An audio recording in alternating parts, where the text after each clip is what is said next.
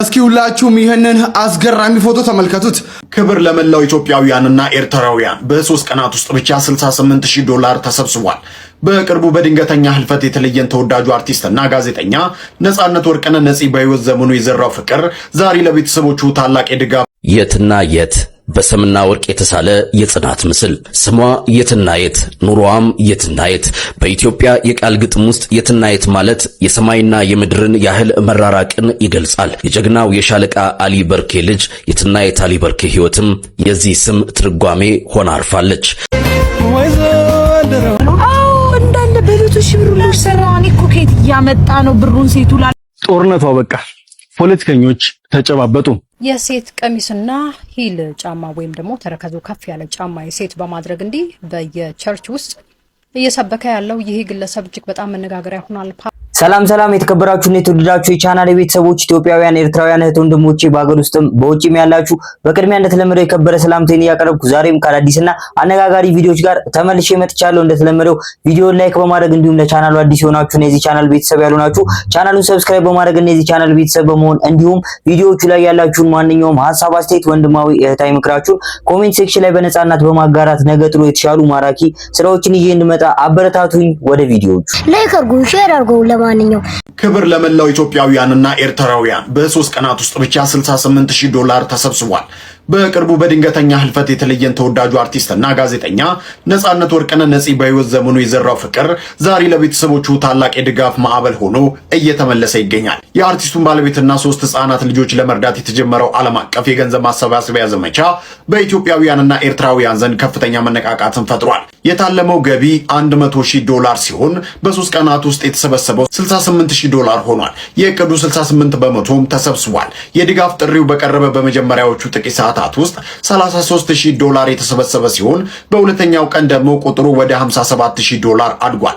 ዛሬ በሶስተኛው ቀን ደግሞ ከ$68,000 በላይ መድረሱም ታውቋል። ይህ አሃዝ ነጻነት ወርቅነህን የጥበብ ድልድይና በህዝብ ልብ ውስጥ ያለውን ትልቅ ቦታ ዳግም ያስመሰከረም ሆኗል ተብሏል። ቤተሰቦቼ ደስ በሚል መልኩ እንግዲህ ለነጻነት ወርቅነህ ቤተሰቦች ለምንወደውና ለምናከብረው በአሳዛኝ ሁኔታ ከዚህ ዓለም በሞት ለተለየው ለወንድማችን ለአርቲስት ነጻነት ወርቅነህ የተለያዩ ጎፈንድሚዎች እንዲሁም በሱ ስም የተሰሩ የተለያዩ ቪዲዮዎችን የዩቲዩብ ቪዲዮዎችን ገቢያቸው ለነሱ እንዲሆን እንደተደረገ እናውቃለን። የጎፈንድሚው እንደተመለከትነው በቪዲዮ እንግዲህ ደስ በሚል መልኩ በኢትዮጵያውያንና በኤርትራውያን እህት ወንድሞች ምክንያት እንግዲህ ያልታሰቡ ገቢዎች እየተገኙ ይገኛሉ። ይህ የሚያሳየው ደግሞ እኛ ስንዋደድ ስንፋቀር ምንም ነገር ማድረግ እንደምንችል ነው። ታዲያ ሁሌም እንደምንለው እንግዲህ ፍቅር ለሰው ልጆች ሁሉ ከዓለም ጥግ እስከ ዓለም ጥግ ማለት ፈልጋለሁ። ወደ ኔክስት ቪዲዮ። አንዳንዴ ለውጡ የሚመጣው ተስፋ በመቁረጥ ጫፍ ላይ በምናደርገው አንድ ሙከራ ነው። አንዳንድ የማጋራችሁ ሐሳቦች ካለፍኩበት ነገር አንፃር በቀጥታም በተዘዋሪም ስለሚገናኙ ነው። በነገራችን ላይ ቀድሜ ባውቃቸው ኑሮ እንዲህ አይነት አስተሳሰብ እንዲህ አይነት አመለካከት ቢኖረኝ ኑሮ ወይም አንዳንዱን እያወቅኩት አለመተግበሬ። እስቲ ስላልተሳካው ፈተና ልንገራችሁ። አንድ ተማሪ ተመሳሳይ ፈተናን 3 ጊዜ ይወድቃል። ሁሉም አረ በቃ ምንድነው ምናምን እንዲያቆም ይነግሩታል። እሱ ግን አላቆመም። በአራተኛ ሙከራው አለፈ። ዛሬ ያ ሰው ያንኑ ትምህርት ያስተምራል። አንዳንዴ ለውጡ የሚመጣው ተስፋ በመቁረጥ ጫፍ ላይ በምናደርገው አንድ ሙከራ ነው። ምን ይመስላችኋል? በትክክልም ጋዜጠኛ ቴዎድሮስ ያነሳው ሐሳብ ሙሉ ለሙሉ እስማማበታለሁ። አንዳንዶቻችን እንግዲህ ሄደን ልክ መጨረሻ ጣፋጯን ፍሬ ልናገኛት ስንል ተስፋ ቆርጠን ወደኋላ እንመለሳለን። ቤተሰቦቼ በየትኛውም የሥራ ዘርፍ በየትኛውም ሁኔታ ላይ ካላችሁ የያዛችሁትን መስመር በፍጹም በተስፋ መቁረጥ እንዳትለቁት ወይም ደግሞ በማማረር ይሄ ነገር አይሳካልኝም በማለት ወደኋላ እንዳትቀሩ። ታዲያ ከዚህ ጉዳይ ጋር በተያያዘ ለብዙዎቻችን ሙሉ ጤንነት ላለን ትምህርት የምትሆን አንድ እህታችን ነበረች። እስኪ ቪዲዮን ተመልክተን ብንመለስ ደስ ይለኛል። ወደ ቪዲዮ። የትና የት በሰምና ወርቅ የተሳለ የጽናት ምስል ስሟ የትናየት ኑሮዋም የትናየት በኢትዮጵያ የቃል ግጥም ውስጥ የትናየት ማለት የሰማይና የምድርን ያህል መራራቅን ይገልጻል። የጀግናው የሻለቃ አሊ በርኬ ልጅ የትናየት አሊ በርኬ ሕይወትም የዚህ ስም ትርጓሜ ሆና አርፋለች። አባት ሻለቃ አሊ የት ነበሩ? የጠላትን ምሽግ ሰባብሮ የብረት ጋሻ የሆነውን ታንክ ማርኮ በድል አደባባይ ላይ የኢትዮጵያን ሰንደቅ አውለብልቦ በክብር ዙፋን ላይ ነበር። የትናየት አባት የት ነበር ቢባል በታሪክ ማህደር በጀግንነት ሰገነት ላይ ነበር። ዛሬ ልጃቸው የትናየት የት ናት? እሷም እንደ አባቷ ታንክ አጠገብ ናት። ነገር ግን የጦር ታንክ ሳይሆን የኦክሲጅን ታንክ ሲሊንደር አጠገብ። አባቷ ታንክ ማርኮ ህዝብን አዳነ። እሷ ግን በኦክሲጅን ታንክ ታስራ ለትንፋሿ ትማጸናለች። አባቷ በጀግንነት ሜዳ ላይ ነበር። እሷ ግን በህመም አሎሎ ተመታ በቤት ውስጥ ታስራ ለልጆቿ ነገ ስትል ከሞት ጋር ግብ ግብ ላይ ናት። የትናየት አሊ በርኬ የኦክሲጅን ሲሊንደር ተሸክማ በአካል ደክማ በቀን 2000 ብር ለትንፋሽ እየከፈለች ትገኛለች። የትናየት ማለት የት ተገኝቶ ማለት ነው። እንደሷ ያለ ጽናት የት ተገኝቶ፣ እንደሷ ያለ ምስጋና የት ተገኝቶ።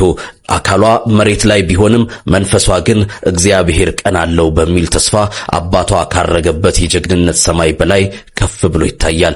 በአባቷ የጀግንነት የት እና በሷ የመከራ የት መካከል ትልቅ ገደል አለ። ይህንን ገደል በፍቅር የምንደፍነው እኛ ነን። እሷ በሕክምና መዳን ባትችልም የጀግና ልጅ ወድቃ እንዳትቀር ልጆቿም የሰው እጅ እንዳያዩ የሁላችንም ድጋፍ ያስፈልጋታል። የትናየት አሊ በርኬ የጀግና ልጅ ብቻ ሳትሆን ራሷም የዘመናችን ጀግና ናት። በቤት ውስጥ ተደብቀው ተስፋ ለቆረጡ ሁሉ ባለን ነገር እናመስግን ስትል ብርሃን ትሆናለች። እግዚአብሔር ቀን አለው አሁንም ትላለች የትናየት። እኛስ የዚያ ቀን አካል መሆን እንችል ይሆን? የምናደርገው እያንዳንዷ ድጋፍ ለየትናየት ትንፋሽ፣ ለልጆቿ ደግሞ ነገ ይሆናል። ይህን መልእክት ሼር በማድረግ ለሌሎች እንዲደርስ እናግዝ። ሙሉ መረጃ በኤኤምኤን የዩቲዩብ ቻናል ቀን አዲስ ፕሮግራም ላይ ታገኙታላችሁ። ዛሬን ለነገ እንኑር። መልካም ጊዜ። እኔ ከእህታችን ከየትናየት ብዙ ነገር መማር እንችላለን ብዬ አስባለሁ። እንደምንመለከታት እንግዲህ በተለያዩ ማህበራዊ ድረገጽ መተግበሪያዎች ላይ የተለያዩ ቪዲዮዎቿ ሲጋሩ እንደተመለከት ነው የትናየት ያለ ኦክሲጅን መተንፈስ አትችልም። ቤቷ ውስጥ 6 ኦክሲጅን እንዳለ ከአዶናይ ጋር በነበረን ቆይታ እንግዲህ በነበራት ቆይታ ተመልክተናል። ሁላችንም ሰምታችሁታል ብዬ አስባለሁ። ታዲያ ቤተሰቦች ምን ያክሎቻችንን ሙሉ ጤንነቱን እንደሷ የሥራ ሞራል እንደሷ ፈጣሪያችንን የማመስገን ሞራልና ልምድ ያለን ቤተሰቦች እባካችሁ እንግዲህ ምናልባት ዛሬ ያሰባችሁት ነገር ላይሳካ ቢችልም ነገ ግን ሊሳካ ይችላልና ፈጣሪን ማመስገን ልመዱ። ሁሌም ቢሆን ደግሞ በስራችሁ በያላችሁበት ቦታ ሁሉ ተስፋ መቁረጥ የሚባል ነገር በፍጹም እንዳታስቡ። ቪዲዮ ላይክ ማድረግ፣ ለቻናሉ አዲስ የሆናችሁ እና የዚህ ቻናል ቤተሰብ ያልናችሁ ደግሞ ቻናሉን ሰብስክራይብ ማድረግ እና የዚህ ቻናል ቤተሰብ መሆን እንዳይረሳ። ቻናሉ 20 ሺህ እና ከዛ በላይ ሰብስክራይበር ከገባ የተለያዩ ሽልማቶች ተዘጋጅተዋል። ከእናንተ የሚጠበቀው እንግዲህ ቻናሉን ሰብስክራይብ በማድረግ የዚህ ቻናል ቤተሰብ መሆን ብቻ ነው። እስኪ ሁላችሁም ይህንን አስገራሚ ፎቶ ተመልከቱት። አንዲት ላም ከወለደች በኋላም ጥጃዋ በሆነ ምክንያት ከሞተች ወተቷ ይደርቃል። ጠባችም አልጠባችም ጥጃዋ በአካባቢዋ ካለች ግን ሰውነቷ ወተቱን ማምረቱን ይቀጥላል። ታዲያ ይህቺ ከላይ የምትመለከቷት ላም ጥጃዋ ወዲያው ስለሞተችባት ባለቤቶቿ ወተቷ እንዳይደርቅ በማሰብ የጥጃዋን ቆዳ በሳሪ ሞሉና ከላይ እንደምትመለከቱት ጥጃዋን አስመስለው እናቷ አጠገብ ያቆሟታል። ሚስኪኗ ላምም ልጅ ታድጋለች በማለት የልጇን አምሳያ ቆዳ እየላሰች ወተቷን ስትታለብ ትኖራለች። ይህም ለበርካቶች ሕይወት ምሳሌ የሚሆን የተፈጥሮ ሕግ ነው። ነገር ግን ልጇ መሞቷን ብታውቅ ወዲያውኑ ጡቶቿ ይደርቃሉ። ይህንን አስገራሚ የተፈጥሮ ሕግ እንዴት አያችሁት? ሐሳባችሁን በኮሜንት ግለጹልን። ፎሎ ማድረግ ቤተሰብ ይሁኑ። እኔንም ጨምሮ እንግዲህ ብዙዎቻችን ይህንን ፎቶ ስንመለከት ደንግጣችኋል ብዬ አስባለሁ። መጀመሪያ ላይ ሳይሆን እንግዲህ ምን አይነት ፍጡር ነው ምናምን ብዬ ተደናግጬ ግራ ገብቶኝም ነበር። ነገር ግን በቪዲዮ እንደተመለከትነው እንግዲህ ገበሬዎቹ የዘየዱት ዘዴ ብዙዎችን እያነጋገረ ይገኛል። እንግዲህ የላሟን ወተት ላለማጣት ሲሉ ያደረጉት ነገር ብዙዎች እየተቀባበሉበት አሁንም እየተነጋገሩበት ያለ ነገር ነው። እናንተስ ቤተሰቦች እንደዚህ አይነት ነገር ሲደረግ ተመልክታችሁ ታውቃላችሁ? ከዚህ በፊት ሐሳብ አስተያየታችሁን ኮሜንት ሴክሽን ላይ ጻፍ አድርጉልኝ። እናውራበት፣ እንወያይበት። ወደ ኔክስት ቪዲዮ። ጦርነቱ አበቃ። ፖለቲከኞች ተጨባበጡ። አንድ ምስኪን ወታደር ለቤተሰቦቹ ስልክ ደወለና እንኳን ደስ ያላችሁ፣ ጦርነቱ ተቋርጧል፣ ወደ ቤት ልመጣ ነው። ስመጣ ግን ብቻዬን አይደለም፣ በጦርነቱ አካሉ የጎደለ አንድ ጓደኛዬን ይዤ እመጣለሁ። ለተወሰነ ቀን እኛ ጋር ያርፍና ወደ ቤቱ ይሄዳል አለ። ወላጆቹም አይ ልጄ አንተስና ጓደኛ ግን መጥቶም ለቤተሰቦቹ ሸክም ነው የሚሆነው ቢሞት ይሻለው ነበር አሉት። የስልክ ምልልሱ በዚሁ ተቋጨ። ቢጠበቅ ልጁ ሳይመጣ ቀረ። በመጨረሻም አፈላልገው ከብዙ ድካም በኋላ አገኙት። ልጃቸውን ሲያገኙት አይኑ ጠፍቷል፣ እግሩ ተቆርጧል። ደነገጡ። ልጅም በእንባ ተሞልቶ እንዲህ አለ። በሙሉ አካል ልካችሁኝ አካል ጉዳተኛ ሆኜ መመለሴ እንዴት እንደምትቀበሉት ላረጋግጥ ብዬ ነበር በጓደኛ አስመስዬ የጠየኳችሁ። መልሳችሁ ግን ሰበረኝ። ምናልባት ብርታት ከሰጡኝ ብዬ ከኔ በፊት የአካል ጉዳት የደረሰባቸው ጓደኞች ጋር ደወልኩ። እነሱም ፖለቲከኞቹ ሲጨባበጡ ሙሉ ለሙሉ እንደረሷቸው ነገሩኝ። ይህ ደግሞ ይበልጡኑ ሰበረኝ አለ። ወዳጆቼ ለሞቱት ነፍስ ይማርልን። በጦርነቱ የአካል ጉዳት ለገጠማችሁ ደግሞ በይቻላል መንፈስ ጠንክሩልኝ። ስትጣሉ ጠመንጃ ለምታስጨብጡን፣ ስትተቃቀፉ ለምትረሱ ፖለቲከኞቻችን ደግሞ ልቦና ይስጥልን። ከሀገር ውጭ ሆናችሁ ለምታፋጁን እባካችሁ የእስከዛሬው ይብቃችሁ። ሰላም ለሀገራችን፣ ሰላም ለኢትዮጵያችን። ብሩዚቲን ቸር ቆዩልኝ። ጦርነት እንግዲህ በየትኛውም ዓለም ሲጠቅም ወይም ደግሞ ለሰው ልጆች እንግዲህ ትርፍ ሲያተርፍ አይተናናቅም። ብዙ ዓመታትን የፈጁ ከተሞች በጦርነት በአንድ ቀን ይወድማሉ። እህት ወንድሞቻችን ልናጣ እንችላለን። ከቤተሰቦቻችንም ሊቀጠፉ ወይም ደግሞ ህይወታቸው ሊያልፉ ይችላል። ስለዚህ ምናልባትም በቅርብ ዓመታት በሀገራችን በተመለከትናቸው በእኛ እድሜ እንኳን ባየናቸው ጦርነቶች ብዙ ጉዳቶችን ተመልክተናል። ስለዚህ ቤተሰቦች እባካችሁ ከጦርነት በፊት ፍቅርን እናስቀድም ለማለት ፈልጋለሁ። ጦርነት እንግዲህ ጉዳቱ ብዙ ነው፣ ከፍቅር ግን ብዙ ትርፎችን እናተርፋለን። እናንተም ፍቅራችሁን ቪዲዮን ላይክ ማድረግ ቻናሉን ሰብስክራይብ በማድረግ አሳዩኝ። የሴት ቀሚስና ሂል ጫማ ወይም ደግሞ ተረከዙ ከፍ ያለ ጫማ የሴት በማድረግ እንዲህ በየቸርች ውስጥ እየሰበከ ያለው ይህ ግለሰብ እጅግ በጣም መነጋገሪያ ሆኗል። ፓስተር ነው። ብዙዎች እንግዲህ ናይጄሪያ ነው የሚገኘው እያሉ የናይጄሪያው ፓስተር እያሉ ሲነጋገሩ ቆይተዋል። አይደለም ይሄ ከቶጎ ነው። ቶጎ ሎሜ ውስጥ እንግዲህ የራሱ ቸርች ያለው ፓስተር ነው። ታዲያ በጣም አስቂኝ የነበረው መልሱ ነው። ለምንድነው የሴት ጫማና ልብስ አድርገህ እንደዚህ ስብከት የምታረገው ሲሉት እንደዚህ ነበር ያለውና እኔ አይደለሁም መንፈስ ቅዱስ ነው የነገረኝ ይሄንን ነገር አድርጌ ስብከት እንዳደርግ እሱ ነው ያስገደደኝና የመንፈስ ቅዱስ ስራ ነው የኔ አይደለም በሚል ተረከዙ ከፍ ያለ ጫማ አንዳንድ ጊዜም እንግዲህ ሰውነቱን ጠበቅ የሚያደርግ ቅድ ያለው ቀሚስ ሁሉ በማድረግና አንዳንድ ጊዜ ደግሞ ሰፋ ያሉ ቀሚሶችን በማድረግ እንግዲህ ይሄንን ስብከት እያካሄደን ያለው እዛው ቸርች ውስጥ ብቻ ሳይሆን ከየዕለት ዕለት እንቅስቃሴ ሁሉ ጫማውን እንደሚያደርግ ነው እየተነገረ ያለው ማለት ነው። ያው ሶሻል ሚዲያ ላይ በጣም ቫይራል ሆኗል ይግለሰብ። በነገራችን ላይ እኔ በእንደዚህ አይነት ፓስተሮች በፍጹም አልፈርድባቸውም። ፍረድ ብትሉኝ በማን ፈርዳለሁ መሰላችሁ?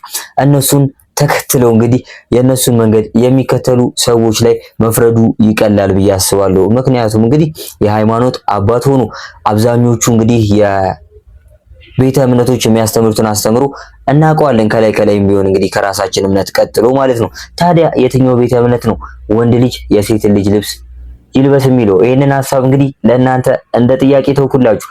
እግዚአብሔር በመካከላችን ያለው የምንነጋገረው ነገር እንግዲህ እሱ ይቆጣጠር። ጥያቄውም እንግዲህ ከጸሎቱ በፊት ተጠይቆ ነበረ። ከጸሎቱ በኋላ እንግዲህ ተባባሪ ፕሮፌሰር የባህልና ስፖርት ሚኒስቴር ዴኤታ ክቡር አቶ ነብዩ ባዬ የመጣለበትን ሐሳብ ይገልጻል። እነዚህን ታላቅ ብዙ አባታችንን ሌሎችንም ወንድሞቻችንን ይዘን ብዙ በመንገድ ላይ አንዳንድ ነገር ሊያጋጥመን የመጣ ነው። ዝምድና ፍለጋ ነው።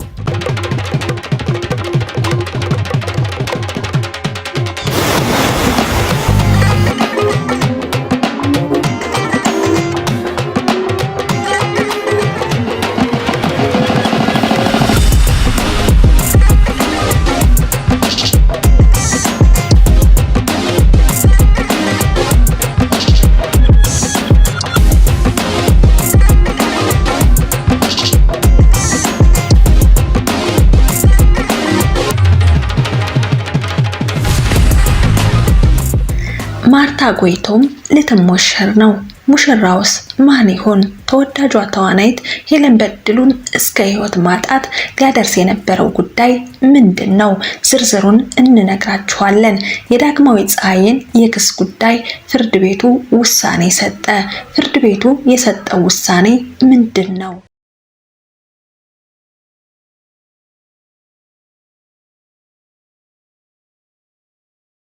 ተዋናይት ማርታ ጎይቶም ልትሞሸር እንደሆነ መረጃዎች ያሳያሉ።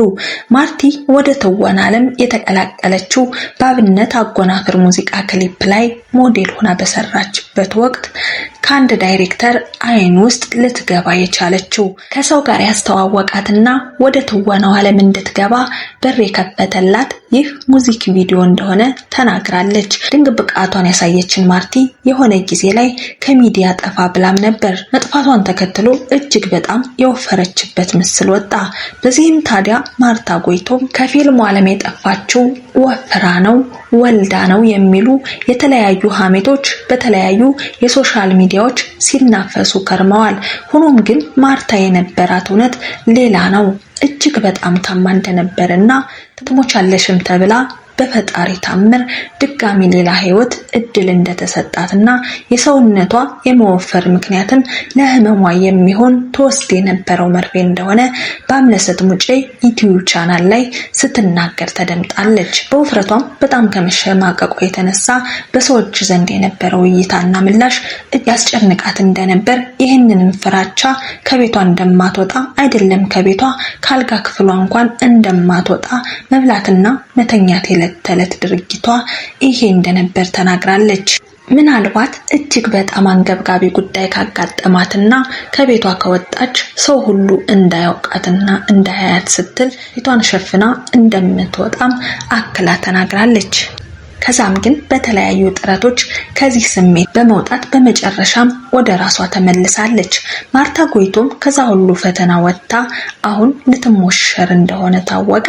ይህም ከሰሞኑ ተወዳጇ ተዋናይት ፍናን ህድሩ ሰርግ ላይ የቀጣይ ሙሽሪት ማርታ ጎይቶም ስትል አበባውን ያለችበት ቦታ ድረስ ሄዳ በመስጠት የቀጣይ ሙሽርነቷን አረጋግጣለች። ማርቲ ከዛ ሁሉ የህይወቱ ጣውረድ ውስጥ ወጥታ ልታገባ ስለሆነ ደስ ብሎናል።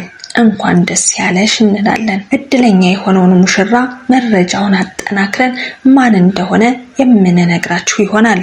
እውቋ ተዋናይት ሄለን በድሉ በአንድ ሳምንት ብቻ 2 ጊዜ ይቅርታ ተጠየቀች።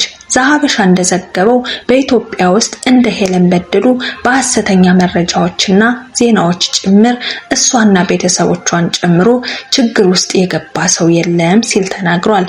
አርቲስቷ ከሚዲያ ወጣ በቤተሰቧ ላይ እየተሰራጨ ያለው ዜና ህይወቷን እንዳመሰቃቀለው ገልጻ እንደነበር የሚታወቅ ነው። ይህንን ሐሰተኛ መረጃ ከሚያሰራጩ ሰዎች መካከልም በተወሰኑት ላይ ክስ መመስረቷን ልታስቀጣቸው መወሰኗ ይታወሳል። በክሷ መሰረት አንድ የዩኒቨርሲቲ መምህር የሐሰት ዜና አሰራጭቼባታለሁና ይቅርታ ሲል መጠየቁ ይታወሳል። ዛሬ ደግሞ በፖሊስ ቁጥጥር ስር ውዬ ነበር ያለው ጋዜጠኛ ዋሱ መሐመድ ሄለን በድሉን ማሪኝ ይቅርታ ብሏል። ጋዜጠኛው በፖሊስ ጣቢያ ሆኖ በኤፍቢ ገጹ ላይ እንዲህ ሲል ጽፏል። ከ5 ዓመት በፊት በፈጸምኩት ስም የማጉደፍ ወንጀል ተከስሼ በፌዴራል ፖሊስ በቁጥጥር ስር ውያለሁ። ይህንን መልእክት ሼር አድርጉልኝ ሲል ዋሱ መሐመድ ተናግሯል። ሄለንም በዚህ የስም ማጥፋትና የማስፈራሪያና ዛቻዎች ምክንያት ለቤተሰቦቿ ደህንነት ስትል ከቤተሰብ የሚበልጥ ነገር የለምና ለልጆቿ ለትዳሯ ስትል ብቻ ከሚዲያ ጠፍታለች። ለምን ጠፋች የሚለው የብዙዎቻችሁ ጥያቄ እንደሚሆን ይታመናል። ሄለን በድሉ በክፉዎች ሚና ጥላቻ በተሞላባቸው ግለሰቦች ተጎድታም ነበር። ከ30 በላይ የሐሰት የፌስቡክ አካውንት በመክፈት ተደጋጋሚ የስም ማጥፋት ወንጀሎች ተሰርቶባታል። ይህንንም በህግ አግባብ በመከተል ለአብዛኛዎቹ እስከ 13 ዓመት በሚደርስ ፍርድ በማስፈረድ ዝግ ሆኗል። በቀጣይ ህይወቷም ለልጆቿም እንዲሁም ለመላ ቤተሰቦቿ ሰላማዊ ህይወት እንዲኖሩ ሲባል ብቻ ከሚዲያው ሙሉ ለሙሉ እርቃለች። አድናቂዎቿ፣ ወዳጆቿ የጠላቷ ቀንበር ተሰብሯል፣ ልጆችሽን እናግታለን፣ በቤተሰቦች ላይ ጥቃት እንፈጽማለን እያሉ የተለያዩ ዛቻዎችንና ማስፈራሪያዎችንም ጭምር ያደርሱባት የነበሩ እነዚህ ግለሰቦች ፍርድ አግኝተዋልና ደስ ይበላችሁ። አሁን ሄለን ከነ ቤተሰቦቿ በጥሩ የጤንነት ሁኔታ ላይም ትገኛለች። ተወዳጇ ድምፃዊት ዳግማዊት ፀሐዬ ሁሉ ነገር አልፎ በማህበራዊ ትስስር ገጿ ላይ ሊቀ መላኩ ቅዱስ ገብርኤል የደስታ ዜና ያብስራችሁ በማለት በጽሑፏ የመጀመሪያ ስንኝ ላይ አጋርታለች። የአርቲስት ሳምሶን ታደሰና የዳግማዊት ፀሐዬ የፍቺ ሂደት ከተፈጸመ በኋላ ያለው እንደሚታወቀው የቤቱ ጉዳይ ነው። በፍርድ ቤት ነበር ቤቱ እንዳይሸጥ የተወሰነው። ቤቱ ኮንዶሚኒየም ሲሆን ቤቢና ዳጊ ከመጋባታቸው በፊት ለዳጊ የደረሳት ነው። ክፍያውንም የከፈሉላት ወላጅ እናቷ ናቸው። ይህንን ማስረጃ ዳጊ ለፍርድ ቤት ማቅረብ በመቻሏና ቤቢ ደግሞ የሷን ማስረጃ ውድቅ ሊያደርግ ባለመቻሉ ምክንያት ፍርድ ቤቱ ውሳኔ ሰጥቷል።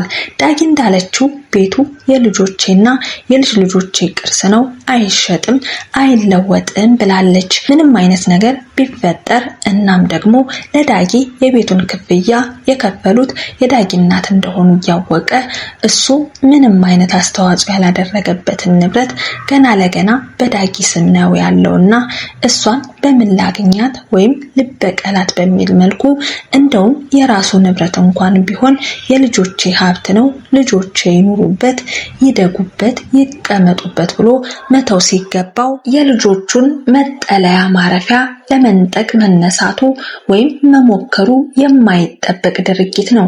ተወዳጇ ድምፃዊት ዳግማዊት ፀሐዬ ሁሉ ነገር አልፈዋል ብላለች። የተለያዩ አርቲስቶች ስም ሲንቀሳቀሱ የነበሩ መረጃዎችን ጠቅለል አድርጎ የያዘ ቪዲዮ ነበር ተመልክተን የተመለስነው። ታዲያ ቤተሰቦች እንግዲህ ስለ አርቲስቶቹ ሙሉ ለሙሉ በቂ መረጃ አግኝታችኋል ብዬ አስባለሁ። እናንተስ በዚህ ቪዲዮ ሀሳብ ላይ ምን አይነት ተጨማሪ ሀሳብ ማንሳት ፈለጋችሁ? ሀሳብ አስተያየታችሁን ኮሜንት ሴክሽን ላይ በነጻነት መግለጽ ይቻላል። ወደ ኔክስት ቪዲዮ እንዳለ በቤቱ ሺህ ብር ሁሉ ሰራው። እኔ እኮ ከየት እያመጣ ነው ብሩን? ሴቱ ላለ 1 ነጥብ ምናምን ነው የሚባለው ስለሰሙ ምናሉ ድሃዎች እየገቡ ነው በኮሜንት ያ ማሬ ከሀብታም ጋር ቆይተን ይመጣሉ።